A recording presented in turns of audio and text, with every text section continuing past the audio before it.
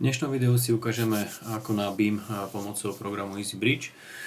Teda jedná sa o priraďovanie vlastností v zmysle dátového štandardu. Takže poďme na to. Na to, aby sme vedeli priradiť BIM vlastnosti, potrebujeme si načítať do programu BIM ako dátový štandard, ktorý vlastne máme k dispozícii. Momentálne je dátový štandard z Českej republiky, takže toto si načítame. Načítava sa to v programoch EasyCAD. Takže dáme príkaz. Vyskočí nám okno, kde sa načítavajú vlastne dátové štandardy priamo z Excelu. Vyberieme si dátový štandard, dáme si ho načítať ten XLS-ko. Údaje, ktoré vlastne sa nám vedia načítať, sa nám načítajú priamo. Je to vlastne napríklad číselník varieb teda.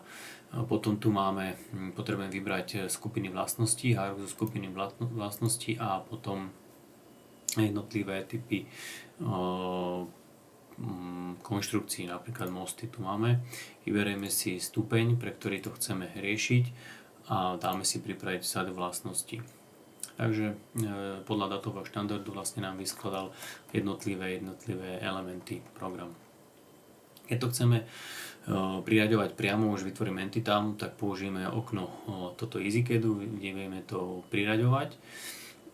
A ak to chceme použiť v EasyBridge, kde vlastne sa nám niektoré vlastnosti aj vyplnia rovno, tak vlastne si zapneme už v EasyBridge. Zavrieme toto okno, zapneme si EasyBridge a načítame si tam projekt. Nejaký rozpracovaný.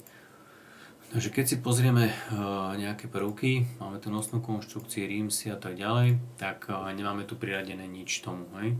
To vlastne si vieme vybrať akého to materiálu, vyberieme si, dáme tomu betón a potom potrebujeme priradiť ako prvok element, ktorý by sa mal priradiť tomuto. Tento zatiaľ nemáme, keďže sme si to už načítali pomocou EasyCADu, tak vlastne máme nástroje načítať BIM štandard z EasyCADu. Hej. Čiže toto keď si načítame, tak už sa nám vlastne všetky tie predvytvorené vlastnosti vyplnia akože v týchto rozbalovacích oknách. Takže máme tu nejakú nosnú konštrukciu, vyberieme si tu nosná konštrukcia, tým pádom sa to priradí. Čiže vidíme, keď sa už preklikneme, tak už v programe to je priradené. Čo sa týka vlastnosti a priraďovania BIM dát entitám, vlastne na to myslím, že je samostatné video, prípadne sa ešte môžem tomu podrobnejšie venovať. Ak by vás to zaujímalo viac, tak mi to napíšte do komentárov. Zatiaľ vlastne si ukážeme tak z rýchlika, ako to funguje. Máme v AutoCADe, respektíve treba mať na to AutoCAD Civil 3D. Máme nejaký property dataset, čiže vlastne keď si toto spustíme, to je klasicky v Civile, tak vlastne vidíme, že vlastne tuto môžeme si definovať nejaké set vlastnosti. Dá sa to vytvoriť ručne, čiže ten štandard, ktorý máme, vlastne vedeli by sme si to pozrieť v tom Exceli a jednoducho naklikať si tam tie všetky vlastnosti. Je toho ale veľa, tak práve kvôli tomu je vlastne tento štandard a ten EasyCAD program, aby nám to zožul a vlastne vyrobil všetky tie vlastnosti. Ako vidíme, zatiaľ tu nie sú žiadne vytvorené. Na to, aby tam boli, tak vlastne buď použijeme ten programík z EasyCADu, vlastne my sme si ich pripravili len ako do nášho prostredia a môžeme si ich dať vytvoriť aj toto AutoCADu. Teraz vlastne ich tam ale nebudem dávať, iba vykreslím túto dosku. Takže vykreslíme si to ako solid, čiže nosná konštrukcia sa nám vykreslila. Tak, a teraz máme tu nejaký prvok. Pozrieme si vlastnosti. Keď máme Civil, dáme si klasické vlastnosti a potom tu máme záložku Extended Data. Keď vyberieme už ten element alebo nejakú entitu, tak ak je toto vyplnené, tak vlastne sú tam tie BIM data. Keď robíme nejakú inú entitu, čiže napríklad nejaký kváder a ten si vyberieme, tak vidíme, že tu nič nie je. Samozrejme, že dá sa to priradiť. Teraz vlastne my sme klikli sem, vidíme, že máme jednu vlastnosť vytvorenú a tu tam vieme priradiť. Ideme naspäť do Property Sets.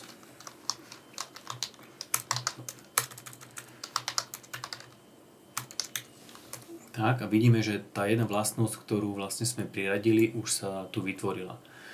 Teraz ja to môžem zmazať kľudne, ale to nám vlastne nedovolí, pretože vlastne máme to priradené.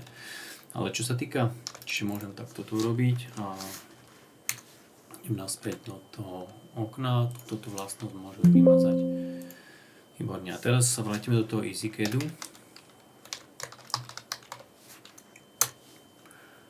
Tak a vlastne tieto všetky vlastnosti, jak sme si ich pripravili, môžeme samozrejme tam nasekať aj iné nejaké konštrukcie, hej, tak vlastne si ich vytvoríme, už si ich predvytvoríme a budeme ich mať v tom výkrese už kvázi, dokým ich nezmažeme. Čiže teraz dáme vytvor property dataset do Civil, tak, my keď na toto klikneme, hej, takže oni sa nám vytvorili a tuto už máme všetky tie vlastnosti. Hej. Čiže nie je nutné ich vytvoriť cez ten EasyCAD, ale ja odporúčam to najprv vytvoriť a potom to vyplňať. Hej. No, pretože cez EasyCAD sa dokážu nastavovať aj nejaké hodnoty, ktoré vlastne niektoré štandardy chcú, aby sa nastavovali. Takže keď si pozrieme tu napríklad tú nosnú konštrukciu, tak vidíme, že vlastne tie defaultné hodnoty vlastne tuto sú iné ako len hodnota default. Hej, to je práve z toho štandardu to vyplýva. Takže, ale to je viac menej všetko, nič iné tam nie je. Čo sa týka potom toho priraďovania, tak ako som povedal, buď to urobíme priamo cez EasyBridge, teraz keď to znova dáme vykresliť, tak máme tu konštrukciu, pozrieme si vlastnosti a vidíme, že to, čo sme vybrali, že je tu betón, trieda betónu a aj objem nám to vyplnilo samo. Keby sme tam mali ostatné nejaké prvky, ktoré vlastne sú tiež vlastne z EasyBridge, tak samozrejme, že si tu vieme ponastavovať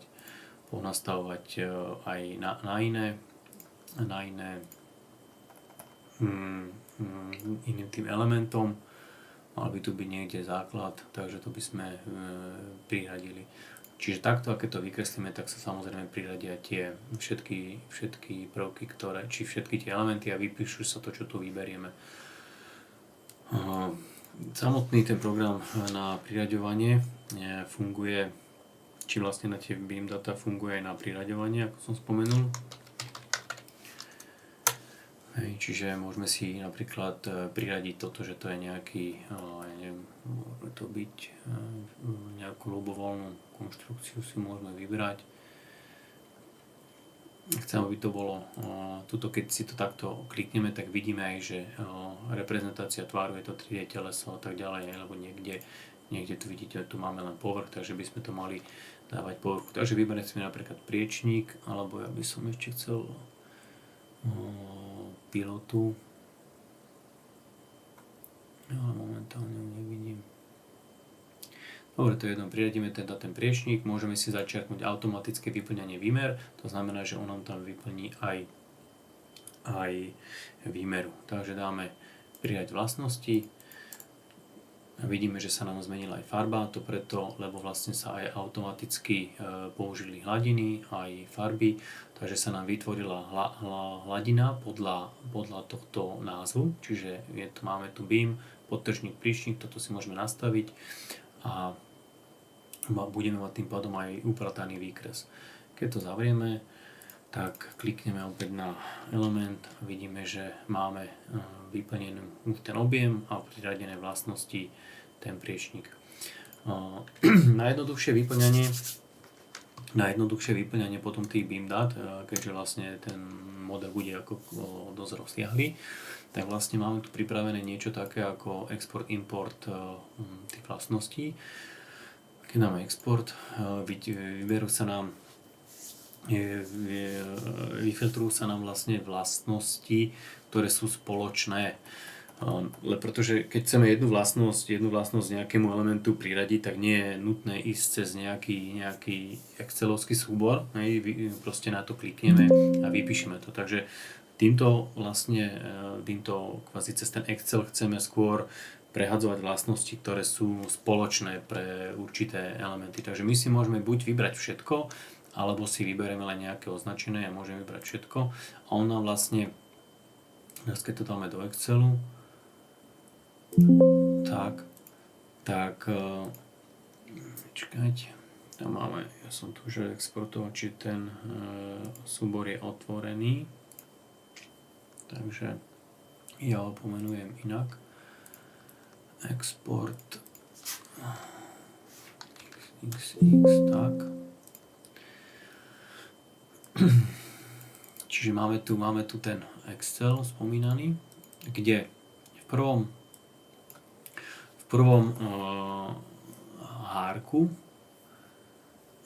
máme vlastne všetky spoločné vlastnosti, všetky vlastnosti máme tu vyklikané, ktoré sú spoločné. Teraz sme dali všetky spoločné. Hej. To znamená, že keď my tu vyplníme napríklad betón C35x45, tak všade, kde sa nachádza betón, tak tam vlastne bude vlastne tá hodnota. Keď dám túto betón, tak vlastne kde je materiál, tak tam bude betón. Čiže keď sa teraz preklikneme niekde na inú nejakú napríklad pilota, tak vidíme, že betón už je vyplnený.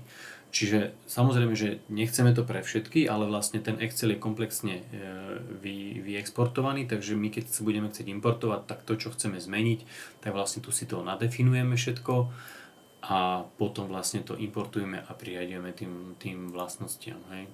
Čiže toto si môžeme uložiť a potom sa to importuje. Tak.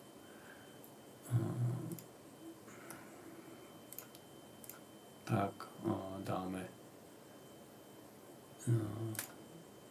že či sa to má priradiť potom vybraným entitám alebo vlastne všetkým, hej.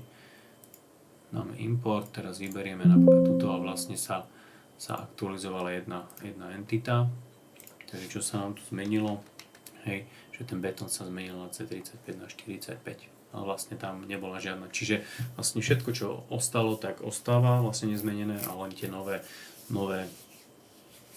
dáta sa akože upravili.